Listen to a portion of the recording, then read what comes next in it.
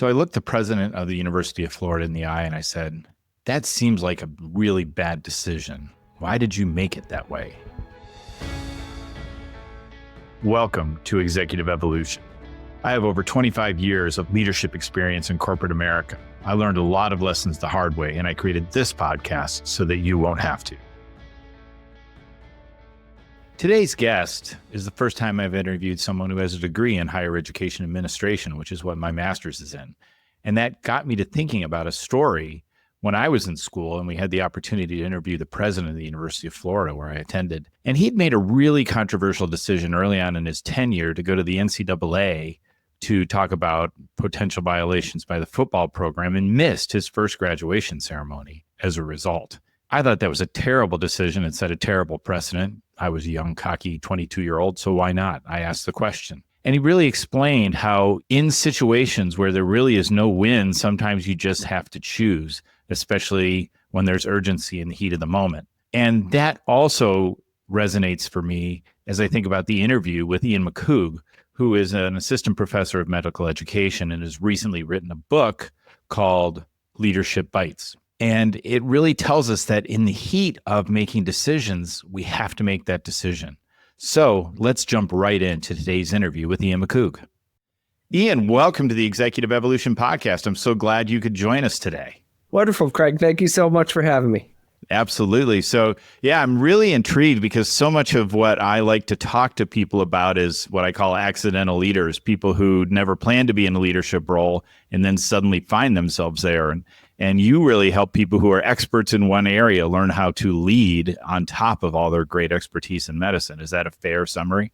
Yeah, absolutely. So my day job is that I work with medical students on some of the skills that maybe you don't always think about when it comes to being a doctor.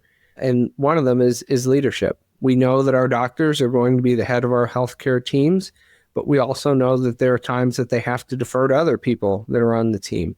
So one of the areas that I focus in the class that I teach at the medical school where I work is on leadership theories of how you can take these tools and put them in your back pocket. And then when a conflict or competition arises, you can pull the correct one out and help lead your team in the right direction. Perfect. Love it. Well, before we dive into all those lessons, I would like to take you through our lightning round that we do with every guest. Are you ready to go? I am ready. All right. So talk to me. What was the first leadership role that you had in your life? I was 23 years old. I was a brand new teacher. It was my second year in education. And in Pennsylvania, where I'm from, we had a grant program. It was to help with technology integration in the classroom. And part of that program was that there was a stipend for a teacher to leave the classroom, get some advanced training, and then lead the initiative with the other teachers. And in a very strange way, I think a lot of the people that I worked with were afraid that if they left the classroom and a substitute was brought in for the year, perhaps they wouldn't have a spot to land when the grant was over. So for that reason, a lot of my coworkers were like, I'm really interested in this, but it's just not something I'm interested in taking on. But again, I was 23. I was still establishing myself. So I jumped at the chance to lead an initiative and to receive some training. And I learned a lot from that. I'm not going to say I was great at it. I'm not going to say that it was some foundational moment of light switch turned on and I knew I was going to be a great leader someday, but it was good practice. What surprised you? Because 23 is pretty young for a leadership role. And I think we all have our preconceived notions of leadership before we actually have to do it. What surprised you the most when you stepped into that role? I think really what surprised me, especially at that age, was the notion of there wasn't one set of traits or characteristics. And this is something I talk about in my book. So I guess maybe I kind of pulled from that you have this vision of what you think a leader is. You think that they have these characteristics. And I realized that we came from a large swath of the population, people with very different backgrounds, people with very different professional and personal lives. But the thing was that anybody who was willing to put in the time and had the professional chops for it had the ability to become a better leader. Yeah, I love it. All right. Question number 2. Who is your leadership crush? Okay, that's an easy one. My leadership crush is almost certainly Malcolm Gladwell, just the way he tells stories. And honestly, that's what I try to do in anything that I write, but specifically with Leadership Bites coming out. I didn't want to just tell the stories of leadership. I didn't want to tell theories of leadership. I want to tell stories that would make those theories stick for people that spend the time to pick up the book and read it. And Malcolm Gladwell is just so good with that. I always joke around that you pick up one of his books and you're reading and it's this very engaging story. And then at the end, it's like, and that's why there's only one type of ketchup and there's 4 types of mustard. And you're like, wow, I've really just learned something. It's something that's very useful. But if you would presented me with market statistics on Hunt's versus Heinz ketchup, I'm not going to read those because they're going to be boring. Yeah, and it's just about trying to make this topic relatable because I don't think we always have great insights into it. And Malcolm Gladwell obviously is a huge and prolific writer on this topic and speaker and podcast host and so much great content about there. The next question is, in 10 words or less, given all your experience, how do you define leadership? I think leadership is definitely affecting change, and it's affecting change in a positive direction. So I think your textbook definition is affecting change. We have good leaders, we have bad leaders. They are definitely affecting change, some in this direction, some in this direction. But the goal, I think, for anybody is to affect that change in a positive way. And what the goal is kind of what's, I think, always up for debate. We all know people, we have all worked for people who maybe weren't the best leaders from our perspective, but from their perspective, they probably had a vision of this is where I want this to go. And they honestly thought that that was the best approach and that was where they wanted the organization to go. I think it's that give and take. It's that negotiation between what a leader does and what's going to be best for whatever the group is. It can be a business, it could be a school, it could be a club, or just a group of individuals. A family is an organization that needs leadership. It's finding that vision and bringing about change in a way that you think is going to be the best for everyone. Yeah, that's so interesting because there's always the big goal, but how you get there is an important thing. You can be that leader who just constantly grinds and constantly forces your people and is abusive, and you'll get there. And there'll be a lot of blood on the ground, but you'll get them there and you'll probably lose a lot of people. Or there's a leadership approach that we're all coming in it together. We're all going to row together. This isn't about me. This is about us, and we're going to get you there. I'm just casting the vision. So it is an interesting thing to think about. Leadership isn't good or bad. It's just, how we do it. I joked before, I have a master's in higher ed leadership. You have a PhD in higher ed leadership, not something I run into a lot of people. And now you're taking that and teaching that to these young medical professionals, or I guess aspiring medical professionals. You talked about how in your book, you've got a lot of stories about things. So what are some of the things that somebody who's really good in medicine finds themselves in that first leadership role? Where are the struggles happening for them? Where are the challenges for them if they haven't had the advantage of getting some training up front? I think just by the nature of medicine as a discipline, I think even laymen, we all know that medicine is a lot of science. I mean, students have to learn biochemistry and physiology and how the heart works and how the lungs work and how all of our organs interact and all that stuff. Pharmacology, which drugs help with certain ailments, which drugs don't mix together. Those are all like the very upfront things that we would expect our doctors to know and be trained in. The tricky part is when we get into like that next step of how well you deal with patients, what we always say like bedside manner. And the medical school I work with do a great job. We have courses that are in the sciences and we have courses that are in patient care. And we blend that together to help our trainees become the best doctors that they can. Then there's this whole other periphery stuff that we never really think about. A lot of my colleagues are specialists in medical humanities. We don't really think about like, where do the humanities and people's stories come into training as a medical professional?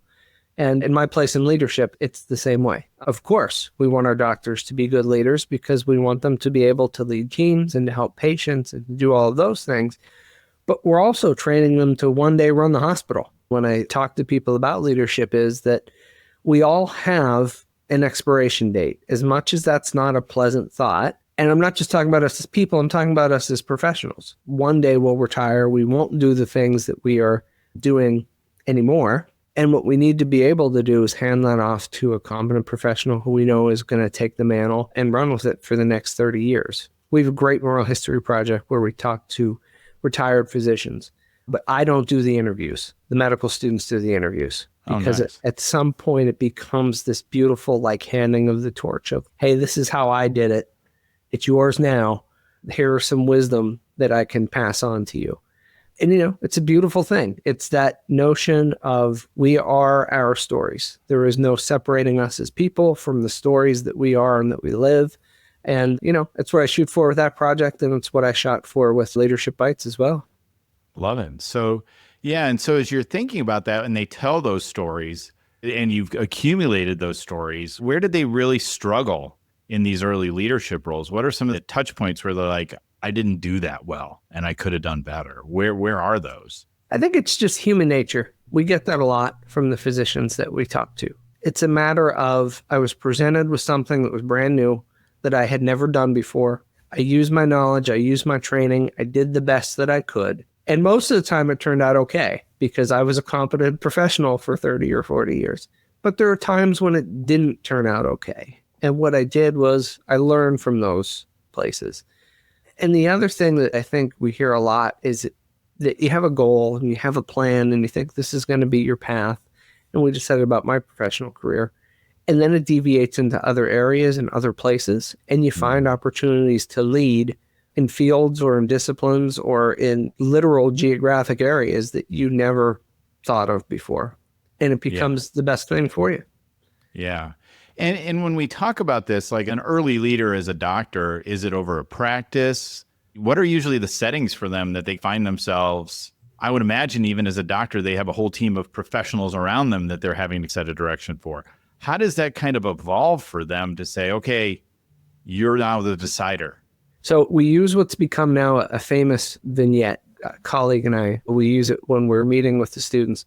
And in the vignette, it's a young resident physician who's in charge of interns for the first time. It's usually a first-year doctor who's maybe a little too big for his britches, maybe aren't the most professional, belittling people, not willing to work on a team in an effective way. That seems to be one of the first places where doctors are presented with that notion of leadership. The reason I say that is because my colleague who I do this with, she is an MD, she is an attending physician, and she always tells our students, and I always say this makes us both feel old because we're both in our early 40s, that there is nothing like an early career in medicine like the TV show Scrubs.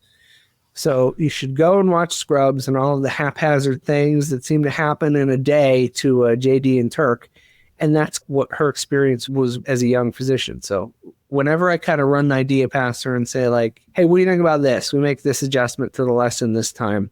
She runs it through the filter of was it on an episode of Scrubs or did it happen to me? And if the answer is yes, then it's probably a good experience for the students. And I would imagine as a leader in those situations, just what you're describing, you're going from, a stub toe to a life and death situation and then back again. And it's kind of a whipsaw. How do you teach them or how do they maintain equilibrium through all that? Because those are a lot of emotional highs and lows, plus leading a team. How do you help them to think about maintaining equilibrium? Yeah, we talk a lot about self-care with our medical students because they're going into a stressful field. They're going into a very rewarding field. But as you said, those are two opposite ends of the spectrum, and you could experience both of those in a morning. Right. I mean, you could have a very fulfilling interaction with a patient where you really help them and they're very thankful. And then the next person is screaming and yelling at you because you're not doing what they want, even though the standard of care is being met. The best standard of care that you know of it as the practitioner. It's wild. It's one of those things where I always say, I would never want to be in the position that our students are in. But I am so thankful that we have people who say, I want to do all this advanced study. It's easy for me to say I want to help people, me personally, because I do genuinely want to help people. But to have to make those decisions and to find that balance of your own life and your professional life is certainly difficult. I give all the credit to our young doctors out in the field. Yeah, and I would imagine when you talk about self-care and you talk about the pace, all I know about medicine is watching Scrubs, watching ER, all those sundry things. But there's a hecticness to it. So where do you find the moments? How do you help them see where these are the moments to find self-care? How do you find the 5 minutes to breathe, meditate, whatever it is? How do they start to prioritize that? I think in a lot of ways, it's the students finding out what works for them. And for how hectic medical school is, for starters, I think it's a good practice. And then when they go out into the clinical space, it becomes, how do I balance my learning, the care for patients that I'm helping the residents with, and also finding that place where I'm still a trainee, but I'm also going to be expected to lead this team and this interaction someday. And again, I think it's where everything comes together. If the students don't have the scientific knowledge, then they're not going to be an effective doctor. However, if they don't have the bedside manner to meet the person where they are and really explain things to them, they're not going to be successful.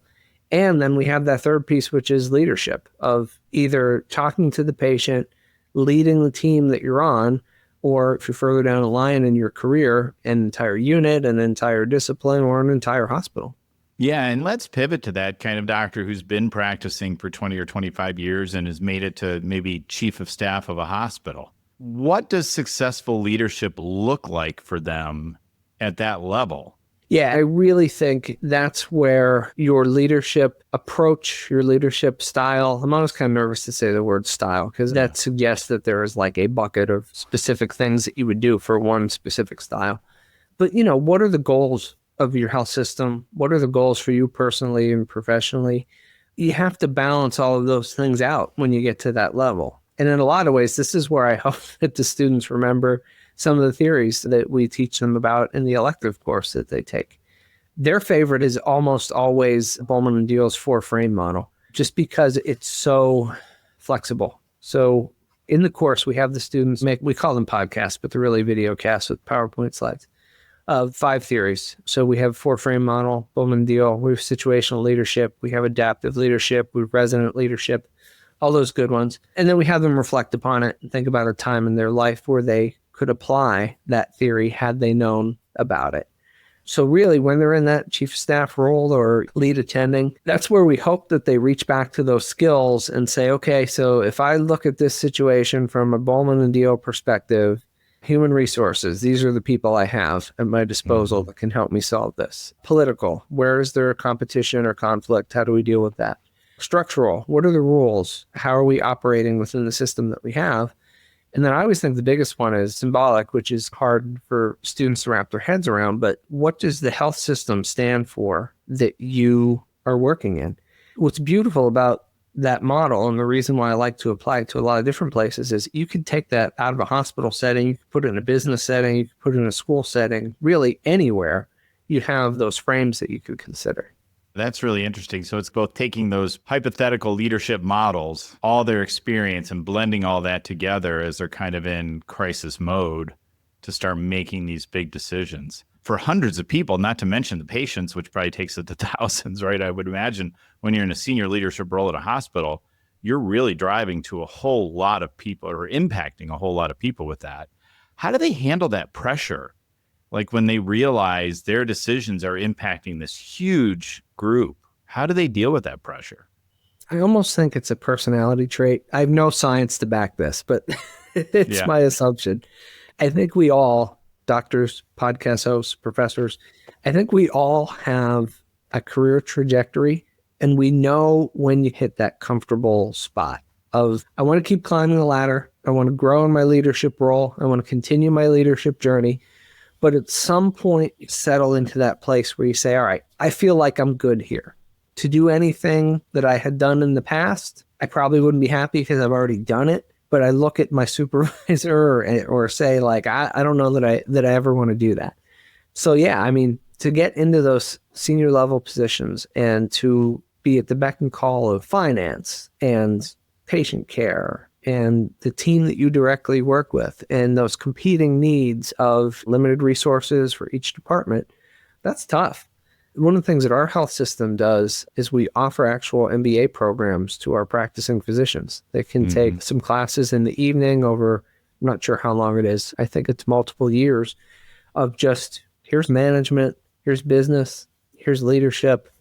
If you're looking to move out of the clinical space where you're taking care of patients and you want to move into the health system space, this is a useful degree and useful knowledge for you to have.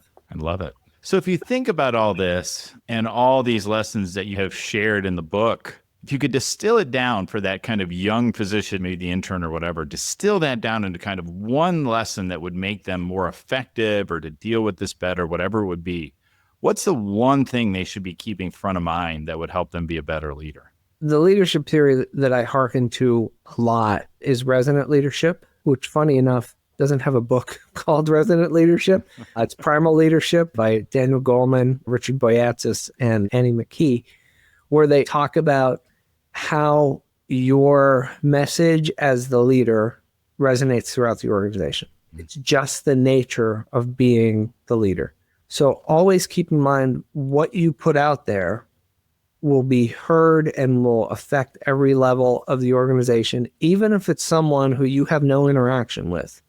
By virtue of you being the head and the person who is making the decisions, you got to make sure that you're putting things out that are going to spur positivity in your people, because they talk about reaching differentiation. They talk about dissonance. It's, again, that balance, but somebody has to do it. Yeah. So yeah. You have been chosen for some reason. There is some personality trait or performance quality that you have shown over years that have made you the leader of this organization, that they trust you and that they know that you're a person who's going to do a good job. So the one piece that I always keep in mind is that notion of resonant leadership of, if I'm in charge, what I put out is going to affect everyone. So I have to make sure that what I'm putting out there is going to affect that positive change.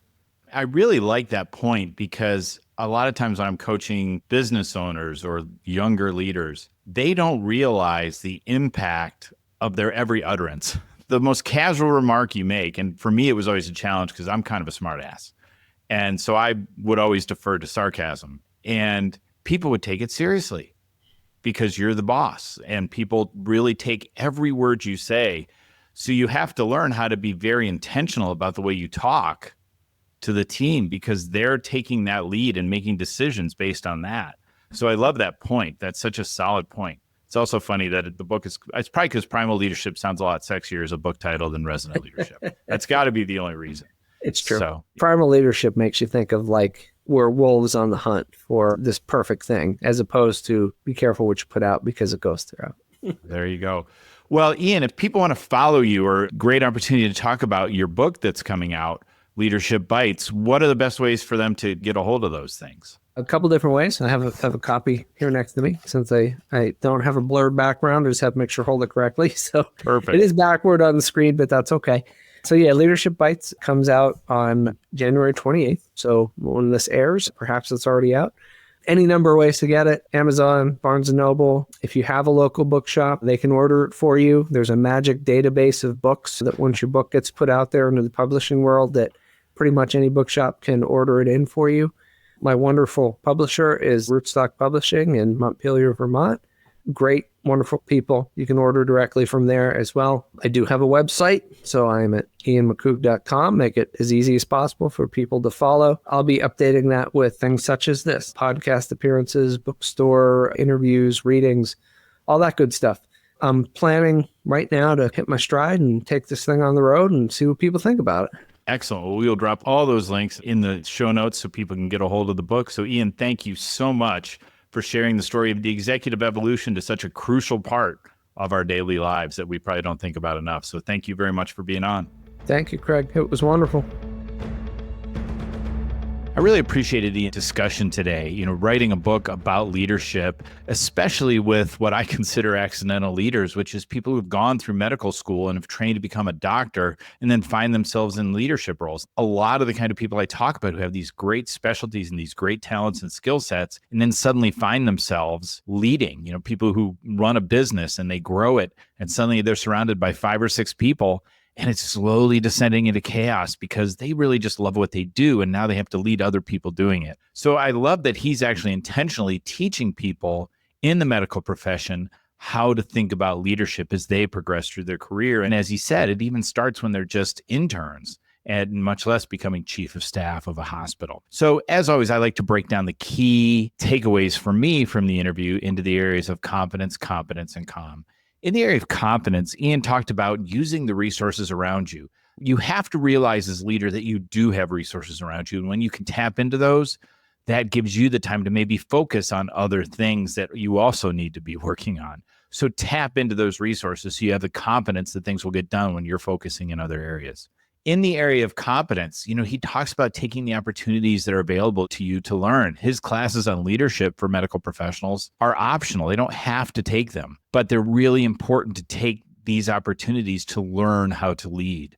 A lot of times we don't see these opportunities in front of us, but we can build our competence when we take them. Finally, we talk about the area of calm. And in calm, he talked about the importance of self-care, finding those moments, even in the hecticness, which I'm not even sure is a word, of being a medical intern. All the pressure you feel and decisions and things moving quickly, find that moment of oasis to do some self-care and at least take care of yourself. So thanks, Ian, for sharing the stories about how your training is really helping medical professionals in the future. As always, remember, you can go from being an accidental leader to the greatest leader of all time. All it takes is developing your confidence, competence, and calm. See you next time on Executive Evolution.